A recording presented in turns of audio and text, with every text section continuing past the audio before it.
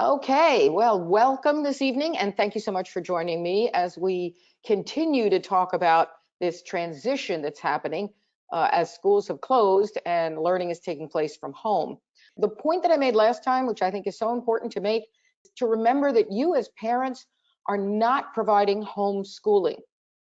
You are not responsible for the instructional program. You are managing a home-based learning environment. I developed a set of 8 elements of home-based learning. And you'll notice if you just scan around the circle there that none of them have to do with instruction. It really has to do with providing an environment, enriching that environment, etc. And that's what I really hope that you'll be able to do. I've written a bunch of books, and I'm actually going to begin by talking about one tonight, or the content of one, building executive function. Last webinar, I was talking a lot about students taking charge, how we put students in charge of their own learning, and I will continue to do that. But a lot of parents had an interest in this issue of executive function. So I want to play around with that a little bit tonight. First, there's research out there that basically says kids who direct their own activities have better outcomes. As parents, we have a tendency to want to swoop in and save our kids and help them out. There was a school that tweeted, they had a sign outside that basically said, parents, if you are showing up to drop off the lunch, the homework, the musical instrument that your child forgot, please go home and let them learn the lesson themselves. And as harsh as that sounds, it's actually very true. As long as our students depend on us to do everything for them, they never have to think through it, and they never have to really build the critical executive function skills to take charge of their own learning. So what you want to do in a home-based learning environment is create structures and find ways to let the students take charge of their own learning instead of being there to answer all the questions and help them do their homework, help them do their classwork, etc. So those are some of the things we're going to talk about. But I'd like to first put a scenario in your head. You know, think back to the time when you were allowed to go outside. Imagine you were out shopping, etc., and you come home and you got all of these bags in your hand, and you kind of kick open the door, and it bangs into the wall and creates a hole. It punches a hole through the drywall of your wall. Now, I want you to think about it. Assuming you weren't going to call somebody else, assuming that you were going to fix the wall yourself, where could you find out how to spackle a hole in a wall? Well, I'm thinking some of you are thinking that you could Google it. And if you do Google it, you would find that there are actually step-by-step printed directions that you could have to fix that hole in the wall. Others of you are probably thinking YouTube it, because yes, there are videos for spackling on the wall. So if you think about it, I often say that everything students need to learn is probably on the internet in terms of content. Now I want to ask you this question. Think that you're about to spackle the wall, you've got your how-to sheet or you've watched your video. Could you successfully spackle the wall if you did not have these skills? If you could not focus, if you were not able to attend to the activity of spackling the wall, if you had the inability to work toward a goal, which was spackling the wall completely, if you were unable to follow just those 4 steps over there, if you didn't have the ability to persist in a task, chances are halfway through spackling the hole, we're going to find the spackle can and spackle knife sitting by the hole, and you're someplace else playing a video game. See, as you start to look through this list, it seems as adults, we often take for granted that we have these skills, but that's not true of children. The executive function skills are actually managed, most of them are managed in this prefrontal cortex right here behind your forehead, and it's a part of the brain that we've actually only been able to map, scientists have only been able to map it since the 1970s. Now that's actually in my lifetime, so that's not all that long ago. We're just learning really about this part of the brain. And the way it works is that from birth, it starts to go on this growth spurt. And you'll notice here that between ages 4 and 5, Now, if you know of a 4 to 5-year-old, you may notice that children who are 4 and below are often a handful because they can't really reason with you. You can't really say to them, well, if we do this now, then we can have a treat later. You can't really do that until a child is around 5 years old. So what happens is often, and I often engage with parents who I meet in Starbucks with younger children, and we joke about how tough it is. And I say to them, don't worry, kind of between the ages of 4 and 5, things are going to get better, because all of a sudden the children can reason and you can make sense of things. They can figure out cause and effect. If you do this, this could happen, etc. All of that is executive function. So the key is that normally between the ages of 4 and 5, you have a huge growth spurt. And then the brain continues to grow steadily along until about puberty. And at that point, the brain goes through another big growth spurt. But what's interesting about this one is that the brain does two things. First, it goes in and it prunes all of the connections that it doesn't use. So for instance, if you had some piano lessons when you were 3, but then you never played piano again, then chances are in puberty, the brain is going to just trim those connections because it doesn't use it. And if somebody sat you down to play piano, at the age of 18, you probably would not know how to play piano. So the brain is pruning itself. The other thing that happens is that the dendrites that are connecting in the brain, and they have these long fibers that create the connection, they are starting to be strengthened. And they are strengthening so that fundamentally the brain of a, say, high schooler is probably one of the strongest brains out there. The challenge is that the brain actually does that growth and strengthening from the back of the brain forward. And we know that the front of the brain is where you have your reasoning skills. So that's actually the last to develop. And at the back of the brain is where you have your pleasure sensors. So if you have a teenager, I've just explained a lot. The brain is triggering and firing on doing all the things that are fun and bring me pleasure, but my ability to truly reason and decide that that might not be the best choice hasn't quite developed yet. The reality is that yes, students have an ability to reason, but not as strong of an ability to reason as when that part of the brain reaches maturation at 25 years old. The good news is that that part of the brain can be stimulated to grow. That part of the brain, the more you use it, the more it grows. The more we engage children in activities, conversations, etc., that will build that part of the brain, the greater their executive function will be.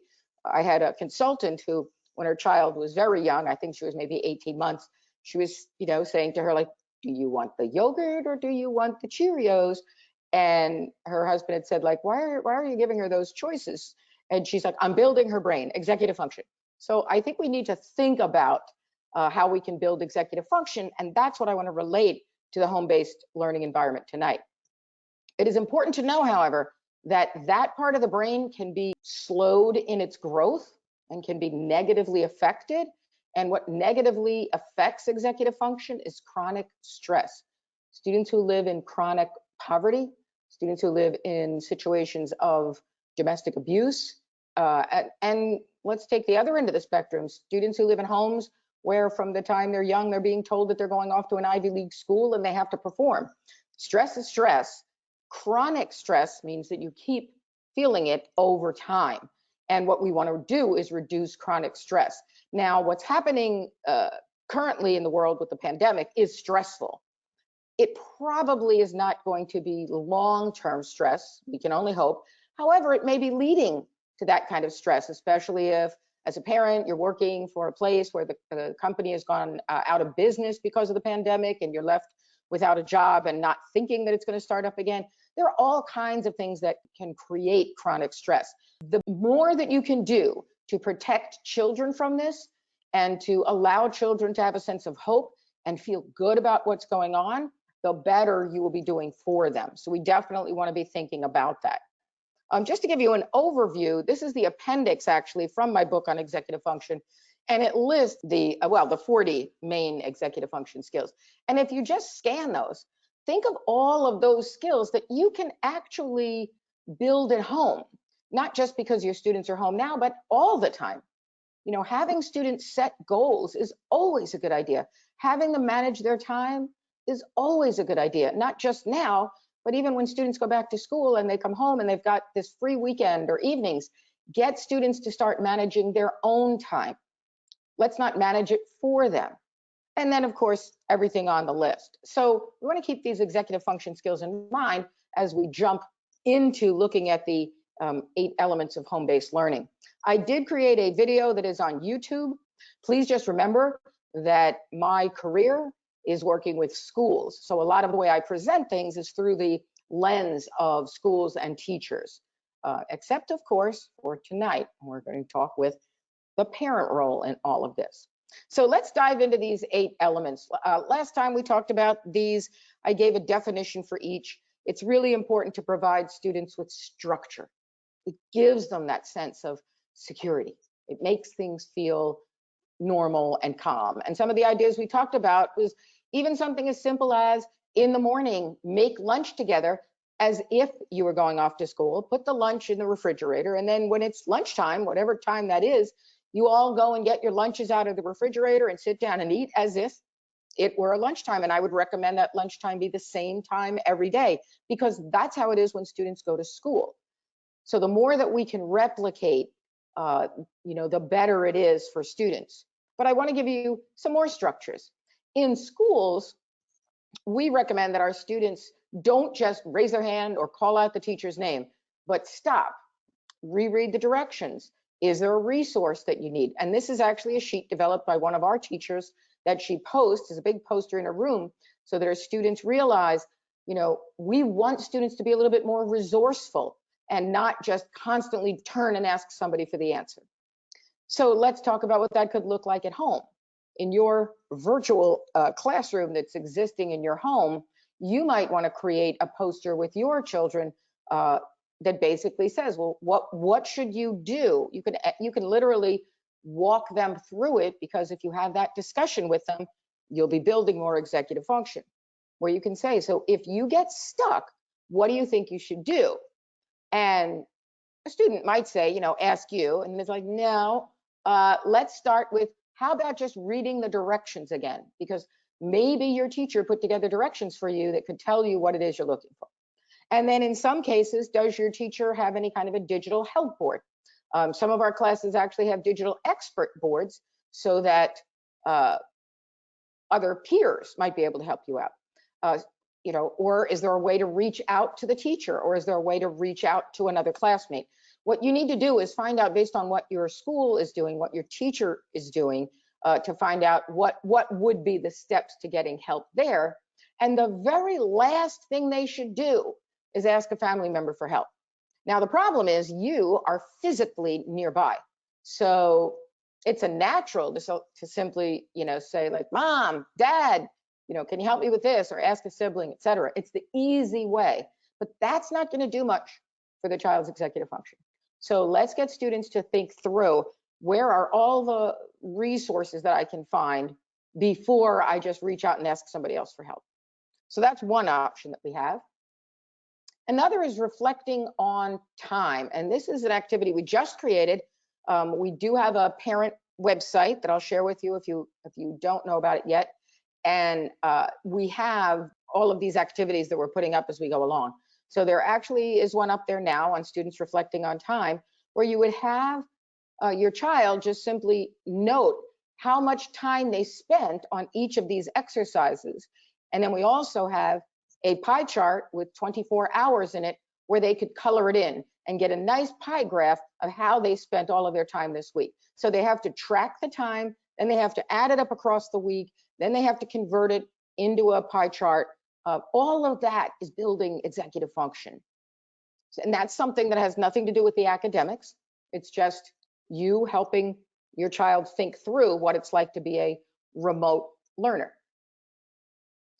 Another is to create a work log, so that as students, what the teachers are doing is they're giving students different assignments. Sometimes it might be that the student will watch a video or even join a video conference with the teacher for a lesson. And then other times it's an activity that they have to do or an assignment.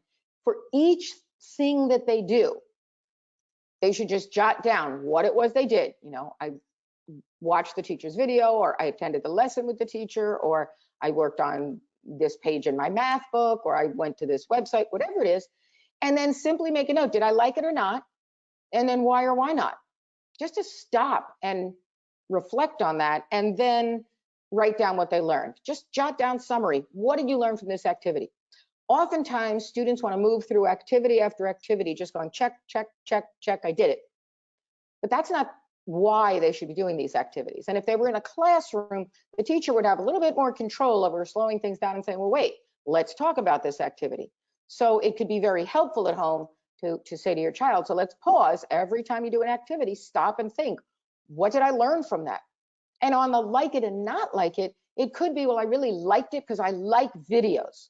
Someone else could say, you know, I didn't like it because I really don't like videos. I'd rather just read something. It's faster for me. That's going to be helpful for your student to be able to start to build self-awareness.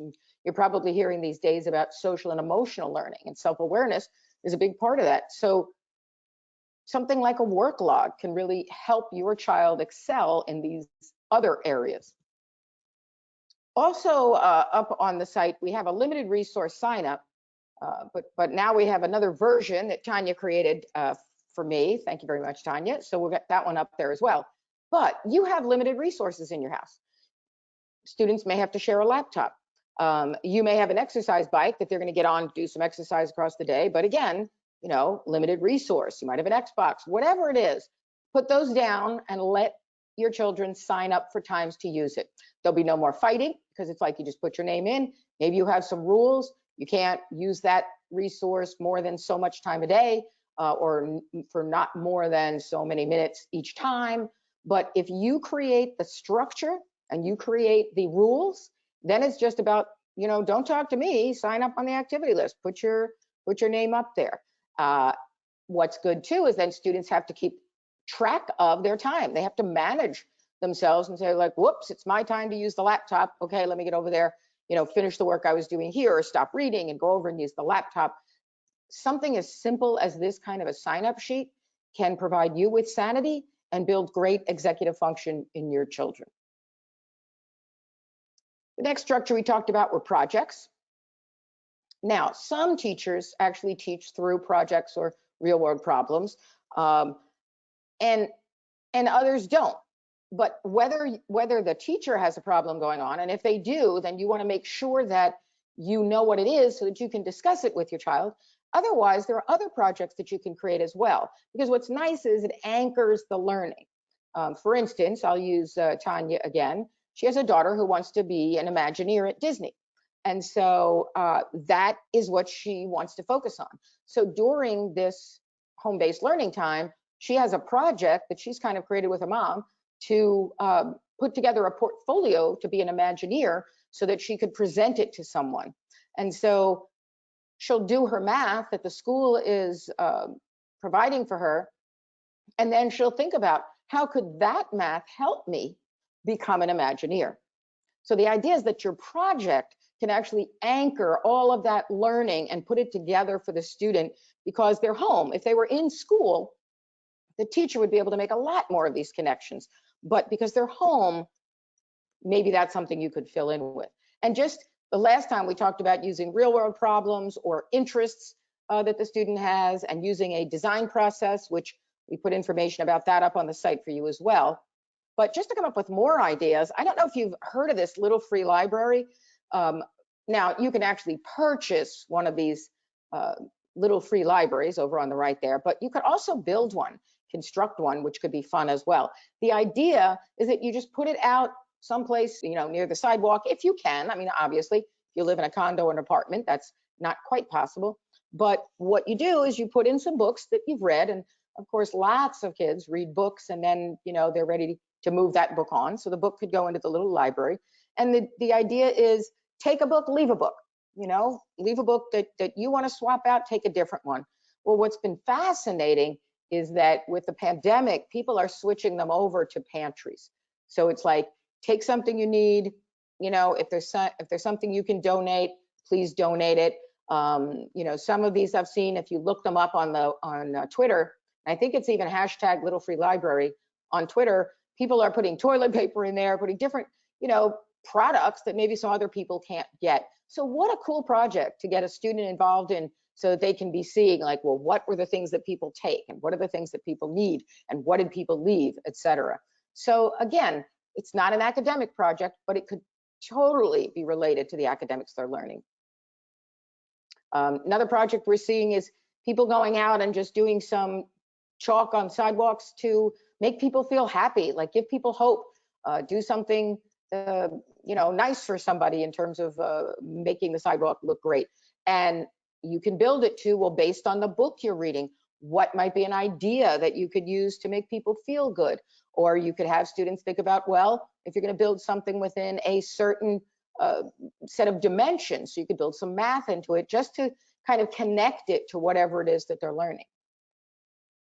This was a really cool project. Take a piece of art and see if you can recreate it using towels and clothes, which can just be a fun thing to do, especially if you have a child who is into art. All right, so on to resources. The last time we talked about the fact that it would be good to start this home-based learning by actually gathering together all of the physical kinds of resources, so that students aren't running around the house going, you know, Mom, where's a pen? I need a highlighter. But that put everything together in a box, have the student gather and put everything together in a box so that they have all their goodies like right with them, like the student over here on the right, who has that little pull-out drawer with all of the resources in it. This week, I thought we'd take it to a higher level and go digital. Ask your child to create a collection, or curate, as I like to say, because I used to own an art gallery, but curate a collection of virtual resources. You know, a good dictionary, encyclopedia, atlas, clip art library, because these will be all of the resources that they will need as they are learning. So why not put together even just a doc with the links to all of those so that it's there ready for them. And that could even be something that they share with their friends and that maybe their friends add to. So it's important to have resources readily available. Now, we also talked about the importance of downtime. I want to go back to the fact that your teachers are providing instruction. They may have a very strict schedule as to when students are engaged in different activities, or they may have a looser schedule where the students can decide, like you have to do math, but you know, you can do it at a different, whenever you know you want to do it. So depending on what the schedule is, please follow the teacher's schedule. But if there is room in there to build in, you might want to build in some downtime, you know, work for an hour or so, but then at some point just have some downtime instead of running from one subject to the next. Last time we talked about doing some physical activity or music, arts and crafts, take a break, you know, play a little, just have that downtime. And of course, take a rest, like just, you know, it doesn't matter if you're 17 years old, like just take a point and rest, lie down for a bit, close your eyes, and then get back to work. Listen to music. Downtime is really important. It allows our brains to kind of rejuvenate. I'd recommend you take some downtime for yourself. One of the skills of executive function is creativity. And there was a great article in Huffington Post, which you could Google, called The 18 Habits of Highly Creative People. And how do you build creativity? So one of the habits of highly creative people is that they daydream. So if you have a child who's a daydreamer, you can stop being upset about that. That's actually a good sign. But literally build in daydreaming on your schedule. Tell your child, like, take 10 minutes and daydream. Literally just sit down, either close your eyes or just kind of like, you know, zone out staring at something, have some music on in the background, let the song, you know, go through. And then when you're done, you know, it's like you just focus, breathe, daydream. When you're done, you could actually write about it or share about it with somebody else. So daydreaming isn't a bad thing. I build it into my day. And then, of course, observing. That's another characteristic of highly creative people. So simply ask your child to, you know, let's go outside, let's observe, let's see what we can see. From let me sit and look at the big broad picture, right down to let me observe right inside a flower. What does it look like to look inside a flower? I remember working with a group of principals, and I made them all go and stand at the wall and look outside. And at first, of course, I'm sure they thought I was crazy. And I said to them, what do you see? Like, just, be quiet for like 5 minutes and look. And then we had a conversation, and it was fascinating to see what they were observing. And then out of that, we came up with the idea that, whenever it starts to snow in the areas where it does snow, students are always, oh, it's snowing. And the teachers are always like, sit down, we have to get back to work. And what this one principal did was he told his teachers the next time it snows like that, tell all the kids to run to the window and look out. And after they observed the snow for a little while, sit back down and write a creative story about what they saw. What a great way to build creativity. What a great way to build executive function. And it's something you can do at home. Maybe your child won't always want to sit down and write about it. Maybe they will, but maybe they just talk about it. Go out and observe. And of course, you have to have that quiet time. Don't just go out and start talking.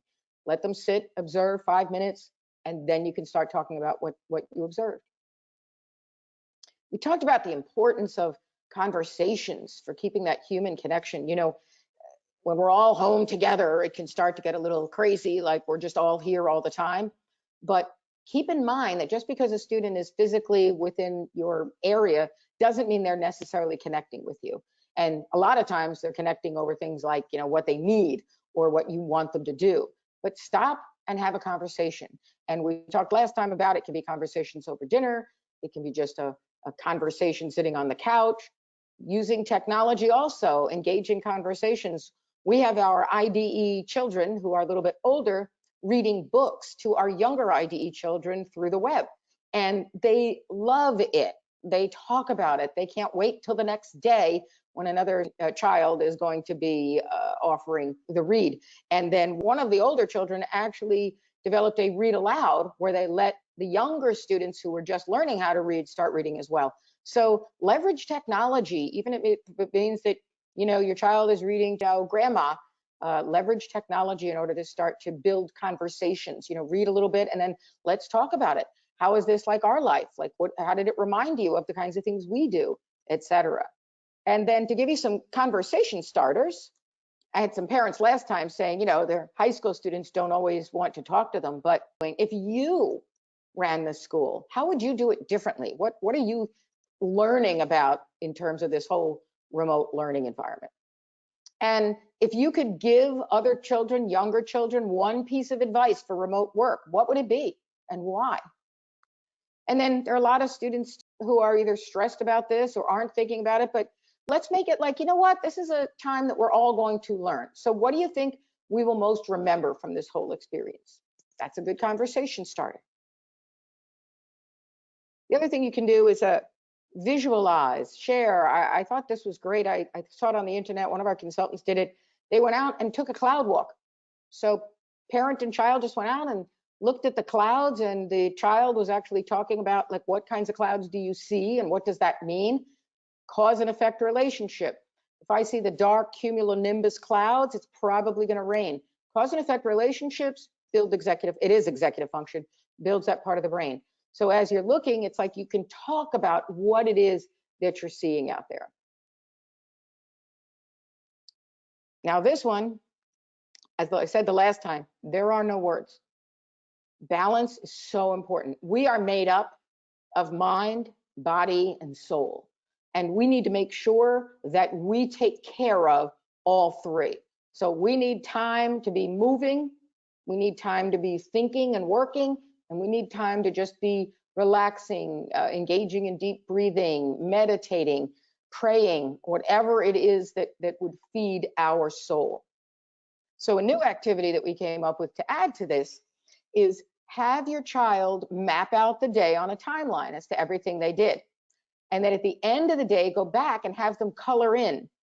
What are all of the activities you did that had to do with your mind, where you were like working your brain? What are all the activities you did with your body, where you were exercising, jumping, moving around?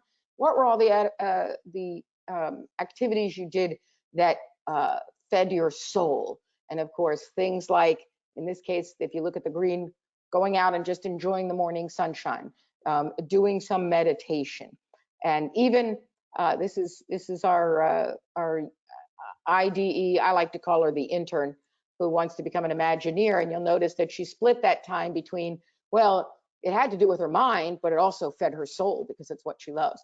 And then you could have a discussion about it. How balanced was your day? Did you do enough to feed your soul? Did you do enough exercise and moving around? And of course, did you do enough schoolwork and actual thinking? So you can have your child map out something like this and then discuss it with them. We talked too about the importance of celebrations. Like, let's build hope, optimism, self-confidence, drive.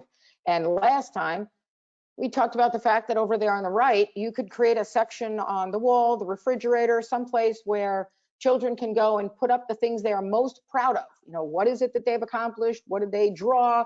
What piece of work did they do that they want to print out and put up there? And at the same time, how do we create digital celebration zones where you might be able to post something? And so taking that a little bit further, you'll notice that that digital celebration before on the right there is building. This actually is what's called a Padlet, and I'll get to that in a minute, where the IDE children can all post up things that they're interested in, things that they're proud of, etc. And then over on the right is a collage that the student made because she and her mom go out and look at the stars at night, and she tries and finds some of the constellations, and then, you know, they'll just go out for some enjoyable time, walking around, in this case, doing some baking. You know, let your child celebrate what went on during the week in some digital way as well. Now, I mentioned a few products. I'd like to say I'm not endorsing products in any way, but these are some 3 popular that I'm going to show you, 3 popular products, but there are many out there, so you can just Google it. But Padlet, which we tend to use, allows you to just, you know, multiple people can just put up postings of what they want to say. You can put up a picture, you can put up words. So you could use that as a celebration. If you have more than one child, they can all be celebrating together. If your child has nieces and nephews, not cousins, that they could all get on it together and have kind of a family celebration zone. If you want to connect with some other moms in the neighborhood and have students share a celebration zone, you could do that as well with something like Padlet. Jamboard is another example, and that's from Google. So that's an actual Google extension if you're using Google, that you can go on and draw, post up pictures, do whatever. But again, you can collaborate with others. So you can have multiple people on the Jamboard. And then Flipgrid is kind of fun. That was a little startup company that was then bought by Microsoft. And the idea there is that you film a short video of yourself, like on your phone, and then post it up. So, you know, what you can do, and they're short. So it's like 30 seconds, 60 seconds, you know.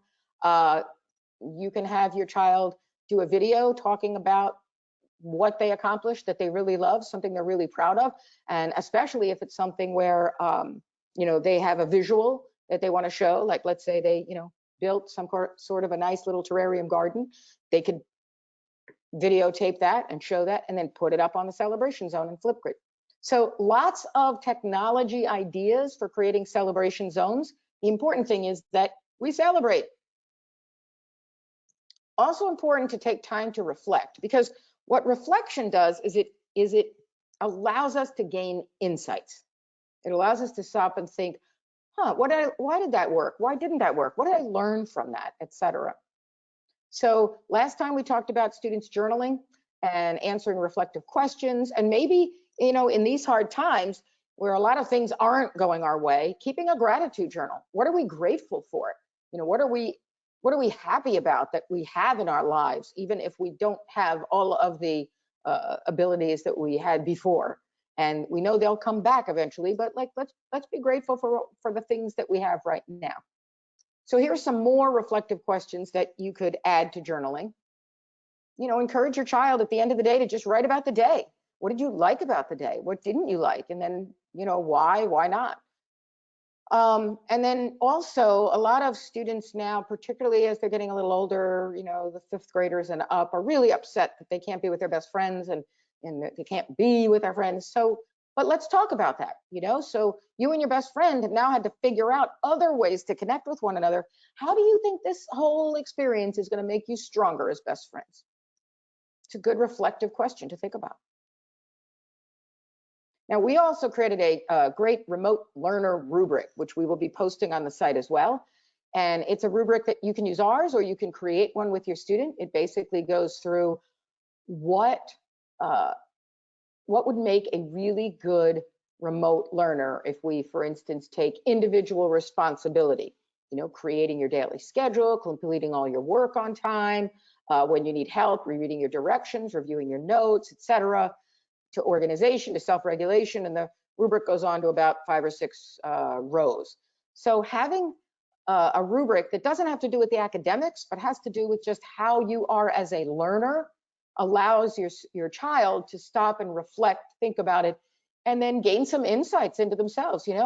I tend to do better when I go and work in my room than when I work out here in the living room with everybody else. That's an awesome reflection, and that builds executive function. So let's do that as well. So you got it, 8 elements of home-based learning.